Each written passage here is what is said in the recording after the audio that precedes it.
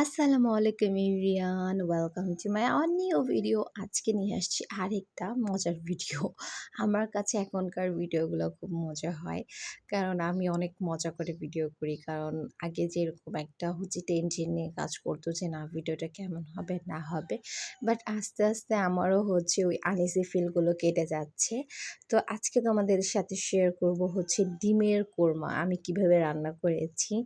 কিছুটা আমার স্টাইল, কিছুটা ইউটিউবের স্টাইল, দুটো মিক্সড করেই কিন্তু রান্না করা হয়েছে আজকের ডিমের কোরমাটা। আমি এখানে যা যা প্রয়োজন সব কিছুই দিয়েছি। পেঁয়াজ, আদা রসুন বাটা, এবং তোমার যে দারুচিনি এলাচিনি মানে গরম মশলা, তারপর বাদাম বাটা, এগুলো সব কিছু দিয়ে এখন মিক্সড করে নিচ্ছি। আমার কাছে একদম সাদা কালারটা ভালো লাগে না, তাই আমি হালকা একটু মরিচ অ্যাড করেছি, যাতে মরিচের গুঁড়োটা অ্যাড করেছি যাতে একটু কালারটা অন্যরকম আসে। এটা মানে আমার থিওরি। তারপর ডিমগুলোকে হালকা করে ভেজে নিয়েছিলাম। এখন সেই ডিমগুলোকে আমি ছেড়ে দিচ্ছি এখানে এক এক করে।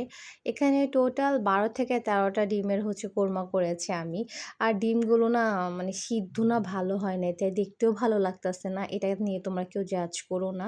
ডিমগুলো যেন কেমন যেন ছিঁড়ে ছিঁড়ে যাচ্ছিল, যে এখন দুধ দিয়ে দিব, বাট কড়াইটা ছোট হয়ে গেছে। তারপর এখানে দুধ দেওয়ার পরে যখন লাস্ট ফিনিশিংটা হচ্ছিল তখন